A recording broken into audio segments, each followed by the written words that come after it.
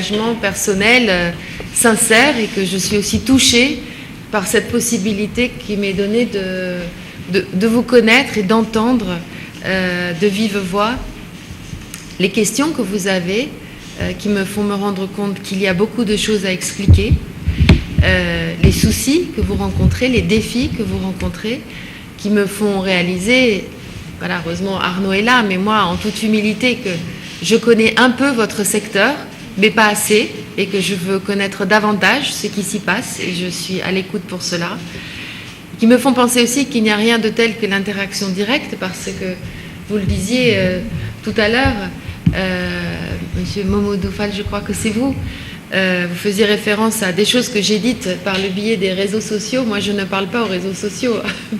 Mais en revanche, c'est vrai que beaucoup de choses sont rapportées et que, voilà, certaines choses sont celles que j'ai dites, d'autres choses qui ne le sont pas.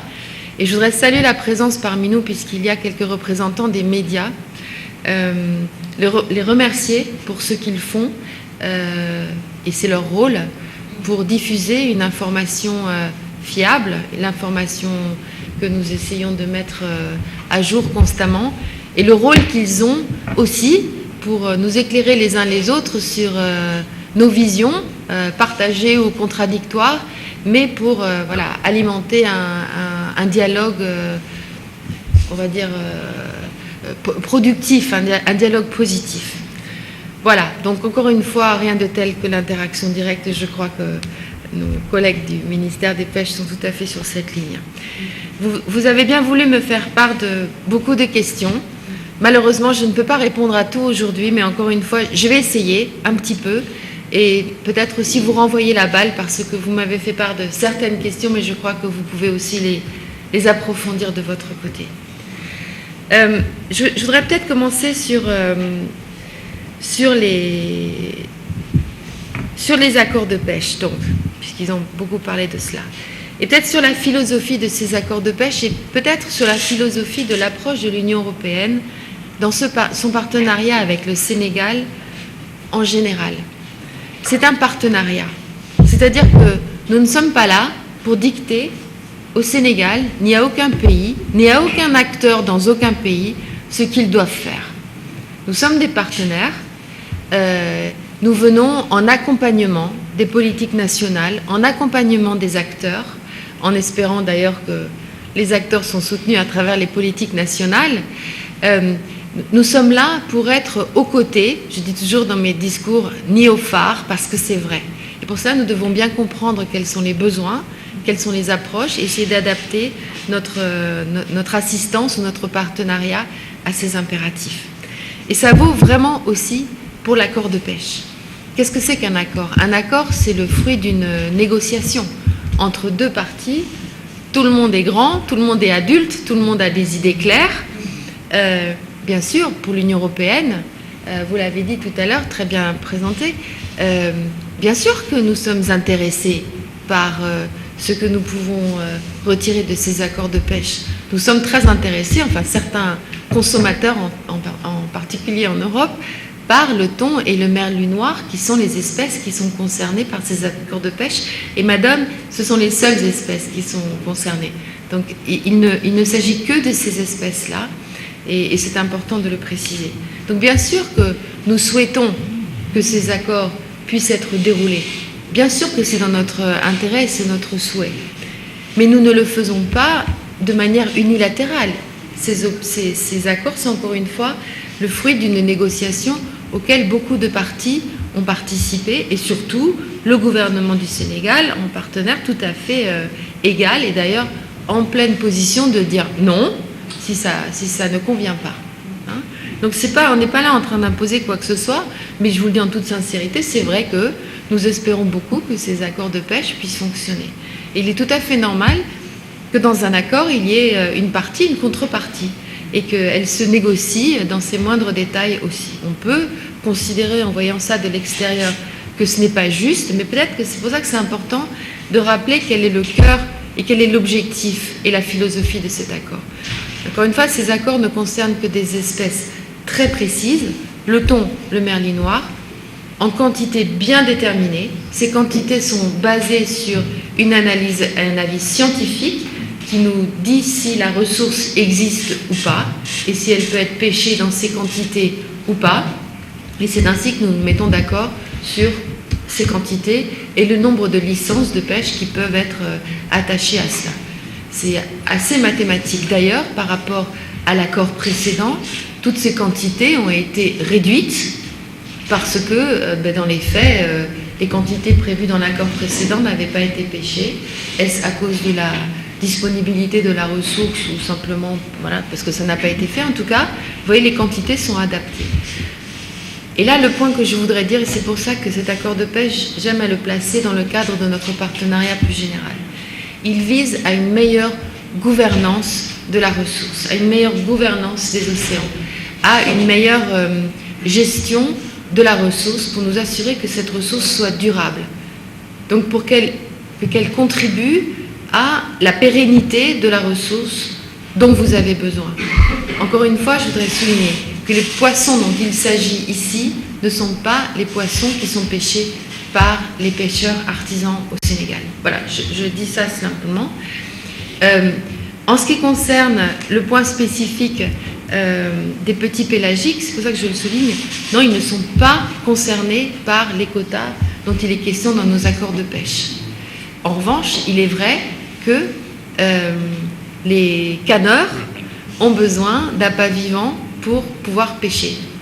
Le système qui est appliqué est celui qui existe au Sénégal, je pourrais en dire davantage, c'est tout à fait réglementé et il est prévu que cet appât vivant soit fait, préparé, fourni par les pêcheurs artisans sénégalais. C'est comme ça que les thoniers espagnols ont accès à l'appât dont ils ont besoin.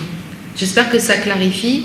C'est comme ça que ça se passe. C'est dans un système, nous suivons là le système en vigueur au Sénégal. Voilà, mais donc encore une fois, rappelez que l'objectif, c'est d'assurer une pêche durable.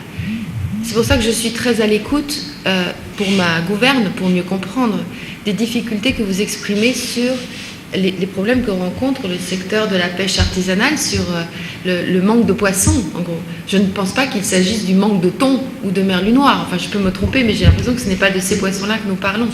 Mais voilà, pour comprendre dans toute la mesure possible comment notre accord, mais peut-être ce que nous faisons dans d'autres domaines aussi de notre partenariat avec le Sénégal, peut appuyer cette politique de durabilité.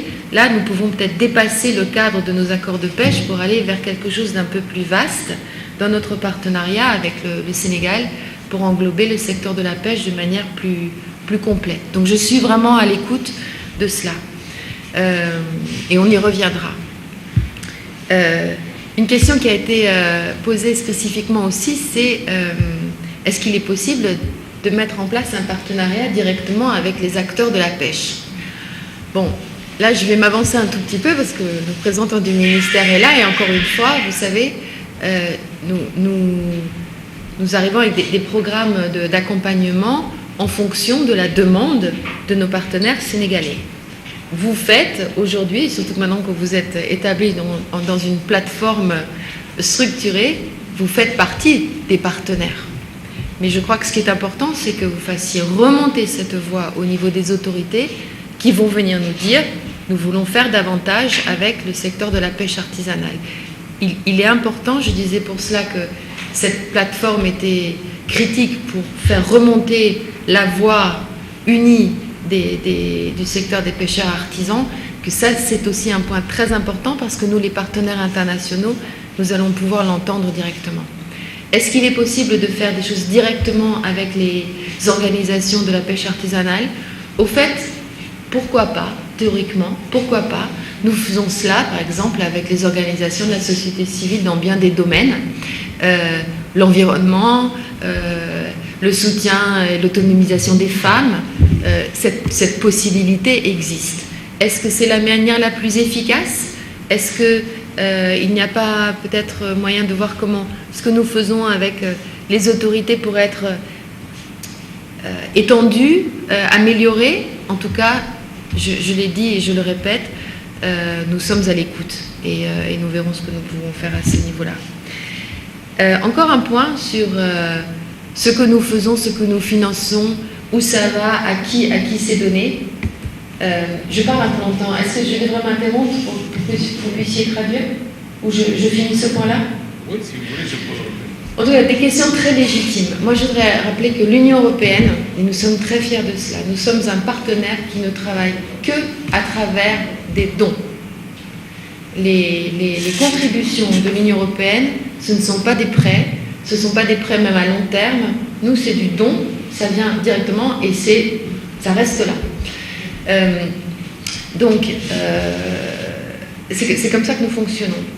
Maintenant, à travers le PRESS, le programme économique de résilience, le programme de résilience économique et sociale, oui, nous avons contribué avec un appui directement au fonds en dons de l'ordre de 87 milliards 130 millions d'euros en dons qui sont allés à l'appui du budget de l'État du Sénégal pour soutenir le PRESS. Et une partie de ces financements sont partis au secteur de la pêche pour ce fonds revolving. Donc ce que je veux dire, c'est que le gouvernement du Sénégal utilise notre don pour en faire un usage le plus efficace possible. L'option a été prise de l'établissement de ce fonds revolving pour continuer à faire tourner la machine dans le secteur de la pêche comme dans d'autres secteurs aussi. Nous comptons que l'apport qui a été fait au PRESS à travers notre don a rendu par exemple les conditions de ce fonds peut-être plus accessibles. J'espère que cela clarifie la manière dont nous fonctionnons. En ce qui concerne les gilets de sauvetage, je vous avoue que je ne savais pas qu'ils devaient être achetés à 2500 francs CFA. Mais encore une fois, c'est vrai que ce qui a été mis à disposition des autorités qui ont fait l'acquisition de ces gilets, c'était un don non remboursable. C'était pour faciliter cette acquisition. Peut-être qu'aujourd'hui ou à un autre moment, vous pourrez revenir sur cela. Mais de toute façon, ce que vous me dites me fait penser que peut-être que sur la pêche, c'est vrai, nous n'avons pas assez communiqué. Peut-être trop tard, peut-être... En tout cas, voilà, on va essayer de rattraper ce retard et avec votre aide, nous aurons une guidance sur les thèmes sur lesquels il faut que nous travaillions davantage. Et je crois que l'un des domaines, c'est les résultats. C'est les choses que nous réussissons concrètement à mettre en place à travers notre partenariat. Je parlais des gîtes de sauvetage, des pots à poulpe, du quai de pêche de Anne, et d'autres réalisations. Peut-être que il faut parler de cela davantage et autrement, et surtout être à votre écoute sur là où sont les besoins prioritaires pour les remplir le mieux possible. Voilà, je ne peux pas répondre à tout encore une fois. Le dialogue continue. Je vous remercie de continuer à nous relayer vos questions. Et surtout